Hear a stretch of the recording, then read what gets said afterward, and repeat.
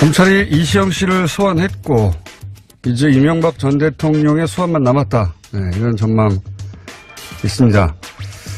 일요신문 강영석 기자 연결해서 이시영 씨 검찰 출석 그리고 다스의 위장 계열 회사 이야기 좀 나눠보겠습니다.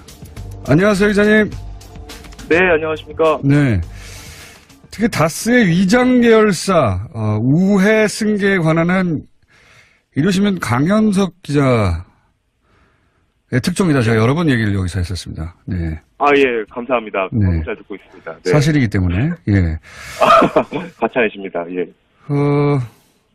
혹시 일요신문 강현석 기자 오늘 연결한 이유 중에 하나가, 네네. 누구보다 일찍 다스 계열 회사들. 예. 예. 우리가 이제 위장 계열사라고 추정하고 하는 계열 회사들 혹은 관계 회사들에 관한 취재를 일찍 하셨어요. 폰실 그쪽으로 네네. 잡고. 그래서 예.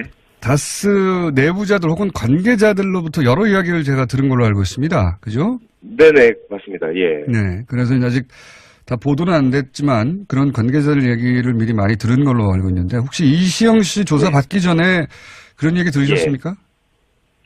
이시영 씨가 조사를 받았다는 보도가 나오기 전에 그날 아침이었는데 이제 사실 그 얘기가 그 다스 내부에서 사실 나온 얘기였어요. 그쪽은 미리 알고 있었군요.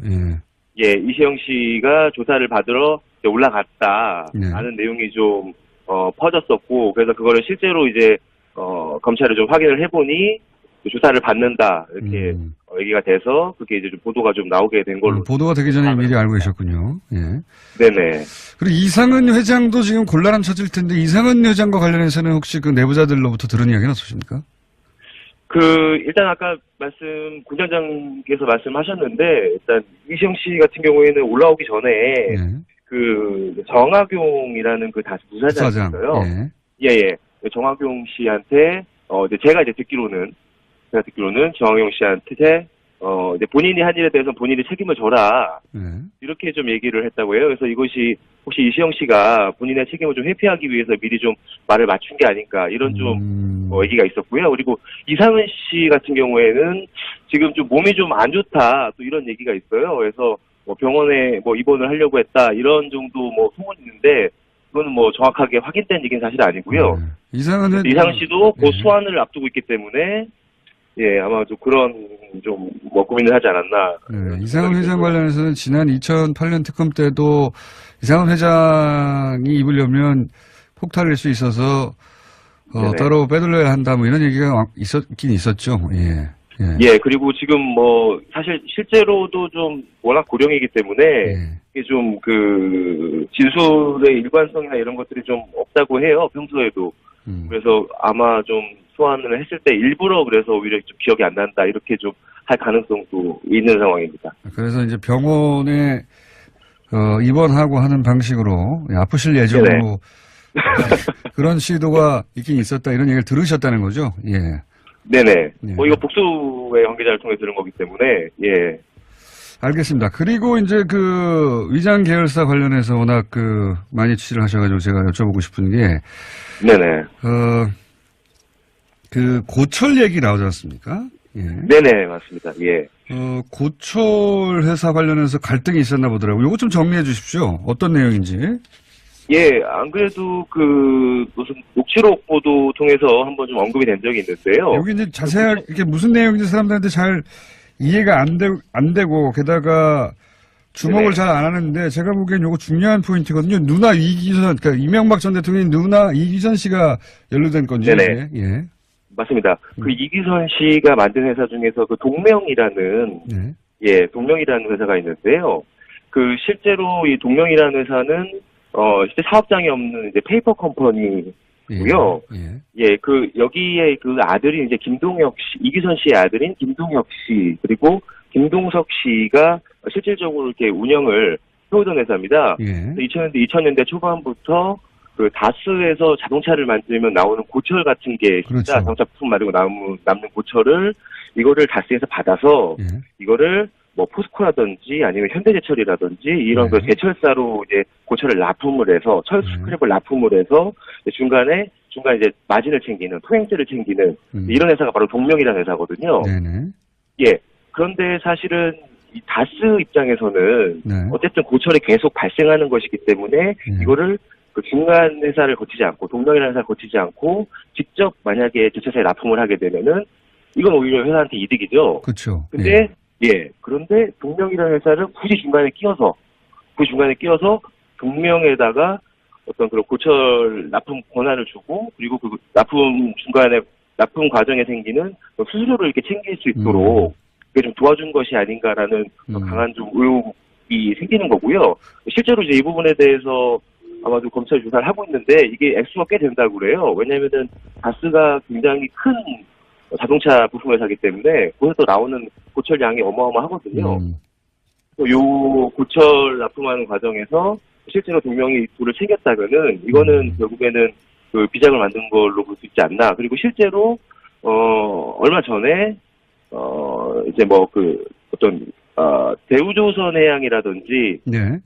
아니면 이제 이런 회사들이 중간에 이렇게 보수 단체들이 또 이런 비슷한 유사한 고철업체를 만들어서 실제로 중간 그런 통행세 같은 거를 챙겨서 문제가 됐던 적도 있었습니다. 예. 그러니까 요게 이제 그 언론을 통해서 그 녹취록으로 짧게 등장해가지고 이렇게 이동영 씨하고 뭐 갈등이 있는 대목으로 등장해서 고철업체 이게 도대체 어떤 갈등인가 의문을 가진 분들도 있을 텐데 고철업체가 그 관심의 대상이 아니어서 고철업체가 있긴 있었고 거기 갈등이 있나 보다 이 정도 하고 넘어갔는데 알고 보면 고철업체가 누나 이기선 씨 명의로 돼 있는 회사인데 근데 이 회사가 고철업체니까 당연히 무슨 업장이 있거나 처리 시설이 있어야 되는데 그건 전혀 없고 페이퍼 컴퍼니고 그죠? 네. 거쳐가는 거예요. 서류상만. 예. 네. 서류상만 있고 어차피 고철을 가스에서 받을 때는 화물 트럭 같은 거만 하나 있으면 되거든요. 예. 이런 그 화물 트럭 제 기상도 좀 통화를 해봤는데 그 화물 트럭에다가 고철을 그냥 실어서 바로 넘겨주는 거예요. 근데 이제 그거는 일은 사실은 그런 그 화물 운전 기사분이 다 하고 돈은 중간에 어떻게 보면은 그렇죠. 이명박 일가가 챙겼다고 볼 수 있는 거고요. 중간 다스가 이 고철업체 없이 바로 그냥 팔면 되는 것을 페이퍼상에 회사를 하나 둬서 하는 일은 없이 중간에 수수료만 챙겨갔다는 거잖아요. 예, 그렇죠. 그리고 그 다스에서 그 나오는 고철 양이랑 그 당시 고철 시세 이런 것들 종합해 보면은 뭐 적어도 100억에서 많게는 200억 넘게 이게 왜냐하면 10년 넘게 이런 계약이 유지가 되어 왔고 10년 넘게 이렇게 고철을 받아 납품해 왔기 때문에 1년에 한 20억 정도는 중간에 매출이 발생했다고 이렇게 좀 계산이 되거든요. 합해 보면은 생각해 보면 여기는 직원도 없고 회사도 없고 아무것도 없기 때문에 맞습니다. 매출이 생기면 다 이기는 거죠. 예, 그래서 이거를 2016년에 이시영 씨가 경영권을 장악하고 난 뒤로 요거를 이제 뺏으려고 합니다. 이거를 동명이라는 회사를 통하지 않고 이제 본인이 직접 사실은 고철 납품하게 되면은 다스한테는 이득이니까요. 그래서 이거를 뺏으려고 하는 과정에서 김동혁 씨나 김동석 씨가 되게 반발을 하게 되고 그래서 이 과정에서 이제 이동영 씨가 이제 리베이트를 받은 사실이 드러나기도 했습니다. 김동혁 씨나 김동석 씨로부터요. 그러니까 뭐 가족의 비자금이 아닐까 이런 의혹도 있고 그 과정 속에서 이제 가족들끼리 다툼이 있었다 하면서 등장한 업체가 고철업체고 이것도 역시 비자금 조성의 창구가 아니었을까 뭐 일부 나눠서. 맞습니다. 근데 그거를 실제로 이제 이동영 씨 같은 경우에도 그 녹취록을 보면은 이제 본인이 그 리베이트 받은 돈을 뭐 MB나 이상들에게 줬어. 이제 이런 표현이 있는 걸로 봐서는 이런 고철 중간 납품 과정에서 생기는 돈을 MB 일가가 나누지 않았나 이런 좀 의혹이 생깁니다. 알겠습니다. 그런데 이제 이게 관련해서 이제 내부자들은 말들이 많았을 거 아닙니까? 뻔하니까 보이기에. 네네, 맞습니다. 이 업체가 끼일 이유가 없는데 끼었기 때문에 그리고 오랫동안 10년 이상 끼었고 거기서 돈이 당연히 회사로 들어와야 될 이익이 이 고철업체로 빠졌으니까 회사 내에서도 말들이 많았을 텐데 이 돈이 어디로 갔다 그러니까 뭐 10년 20년씩 같은 회사에 근무하다 보면 대략 회사의 이야기가 대부분 정통할 경우가 있거든요. 뭐 아닌 경우도 있긴 합니다만 관계자들은 이 돈이 결국 어디로 갔다고 추정들을 합니까? 이건 이제 추정이라고 전제하고 얘기하자면 취재하신 바에 의하면 추정이라고 전제하고 말씀을 드리면 이 돈은 결국에는 이기선 씨 일가도 일부를 수수하고. 그렇겠죠, 당연히. 그리고, 예. 네, 예, 중간에 수수하고, 남은 돈들을 예. 다시 모아서, 예를 들어서, 이제, MB라든지, 예. 아니면은, 이상은 씨한테 좀 흘러간 것이 아닌가, 라고 좀 추정이 되고요. 그 나중에는 MB한테 흘러간 돈은 뭐 다시 뭐, 예를 들어서 이시영 씨라든지 이런 데 다시 또 흘러갔을 가능성도, 예. 결국 가족에게 갔을 것이다, 당연히. 예. 네네. 알겠습니다. 오늘 여기까지 할 텐데, 네. 혹시 아직 취재 중이기만 해서, 예. 매우 의심되는 사안이고 기사로는 쓰지 않았지만, 기왕 연결된 김에 어느 쪽을 네. 지금 취재하고 계신지 한번 살짝 얘기해 주시면 안 됩니까? 예. 그쪽 분야, 이 계열사 분야는 지금 아주 멀리 앞서신 분이에요, 강현석 기자가. 예. 최근에 이제 다스, 이제 MB의 비자금 창구로 지목이 됐던 금강이라는 회사가 있었는데요. 금강, 그쵸. 예. 예. 제가 예전에 한번 다스가 뭐 이렇게 부도가 날 수 있다라는 내부 얘기가 있다. 네네네. 들은 적이 있는데, 금강도 마찬가지 형태로 최근에 아하. 은행권의 대출 압박이 심해서 회사가 좀 버틸 수가 없다. 그리고 이제 금강이라는 회사에서 일하는 직원들을 좀 정리하려고 한다. 회사가 어려우니 구조조정하려고 한다. 금강도 사실 또 이런 소문이 같이 지금 흘러나오는. 이게 위장 계열사 의혹을 받고, 지금 검찰 수사도 받고 있다 보니까 회사 아예 접어버리려고 하는. 네네. 그런 이야기가 돌고 있다. 네네, 맞습니다. 그렇군요. 예. 요 사안이 좀 더 취재가 되면, 예. 다시 한번 연결하도록 하죠. 오늘 말씀 감사합니다. 네, 감사합니다. 네, 지금까지 이루시민의 강현석 기자였습니다. 검찰이 이시영 씨를 소환했고, 이제 이명박 전 대통령의 소환만 남았다. 이런 전망 있습니다. 일요신문 강현석 기자 연결해서 이시영 씨 검찰 출석 그리고 다스의 위장 계열 회사 이야기 좀 나눠보겠습니다. 안녕하세요, 기자님. 네, 안녕하십니까. 네.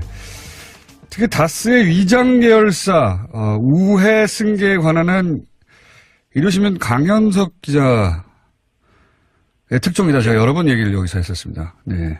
예, 감사합니다. 네. 잘 듣고 있습니다. 네. 사실이기 때문에, 예. 가차이십니다. 예. 혹시 그쪽은 미리 알고 있었군요. 예, 이시영 씨가 조사를 받으러 올라갔다. 네. 라는 내용이 좀, 퍼졌었고, 그래서 그거를 실제로 이제, 검찰에 좀 확인을 해보니, 조사를 받는다. 이렇게, 얘기가 돼서, 그게 이제 좀 보도가 좀 나오게 된 걸로. 보도가 되기 전에 미리 알고 계셨군요. 예. 네네. 그리고 이상은 회장도 지금 곤란한 처질 텐데, 이상은 회장과 관련해서는 혹시 그 내부자들로부터 들은 이야기는 없으십니까? 일단 아까 군장장께서 말씀하셨는데, 일단, 이시영 씨 같은 경우에는 올라오기 전에, 정학용이라는 다스 부사장이 있어요. 예. 정학용 씨한테, 제가 듣기로는 정학용 씨한테, 이제 본인이 한 일에 대해서 본인이 책임을 져라. 이렇게 좀 얘기를 했다고 해요. 그래서 그래서 아마 좀 소환을 했을 때 일부러 그래서 오히려 좀 기억이 안 난다. 이렇게 좀 할 가능성도 있는 상황입니다. 그래서 이제 병원에, 입원하고 하는 방식으로 아프실 예정으로 그런 시도가 있긴 있었다. 이런 얘기를 들으셨다는 거죠? 예. 네네. 이거 복수의 관계자를 통해 들은 거기 때문에, 예. 알겠습니다. 그리고 이제 위장 계열사 관련해서 워낙 많이 취재를 하셔가지고 제가 여쭤보고 싶은 게. 네네. 고철 얘기 나오지 않습니까? 예. 네네, 맞습니다. 예. 고철 회사 관련해서 갈등이 있었나 보더라고요. 이거 좀 정리해 주십시오. 어떤 내용인지. 예, 안 그래도 무슨 녹취록 보도 통해서 한번 좀 언급이 된 적이 있는데요. 여기 이제 자세하게 이렇게 미르신문 강현석 기자 오늘 연결한 이유 중에 하나가. 네네. 누구보다 일찍 다스 계열 회사들. 예. 우리가 이제 위장 계열사라고 추정하고 하는 계열 회사들 혹은 관계 회사들에 관한 취재를 일찍 하셨어요. 포인트를 그쪽으로 잡고. 그래서 다스 내부자들 혹은 관계자들로부터 여러 이야기를 제가 들은 걸로 알고 있습니다. 그죠? 네네, 맞습니다. 예. 네. 그래서 이제 아직 다 보도는 안 됐지만 그런 관계자들 얘기를 미리 많이 들은 걸로 알고 있는데 혹시 이시영 씨 조사 네. 받기 전에 그런 얘기 들으셨습니까? 이시영 씨가 조사를 받았다는 보도가 나오기 전에 그날 아침이었는데 이제 사실 그 얘기가 그 다스 내부에서 사실 나온 얘기였어요. 혹시 이시영 씨가 본인의 책임을 좀 회피하기 위해서 미리 좀 말을 맞춘 게 아닌가 이런 좀 얘기가 있었고요. 그리고 이상은 씨 같은 경우에는 지금 좀 몸이 좀 안 좋다 또 이런 얘기가 있어요. 그래서 병원에 입원을 하려고 했다 이런 정도 소문이 있는데 그거는 정확하게 확인된 얘기는 사실 아니고요. 이상은 씨도 그 소환을 앞두고 있기 때문에 아마 좀 그런 고민을 하지 않았나. 이상은 회장 관련해서는 지난 2008년 특검 때도 이상은 회장이 입으려면 폭탄일 수 있어서 따로 빼돌려야 한다 이런 얘기가 있긴 있었죠. 그리고 지금 사실 실제로도 좀 워낙 고령이기 때문에 이게 좀 진술의 일관성이나 이런 것들이 좀 없다고 해요. 평소에도.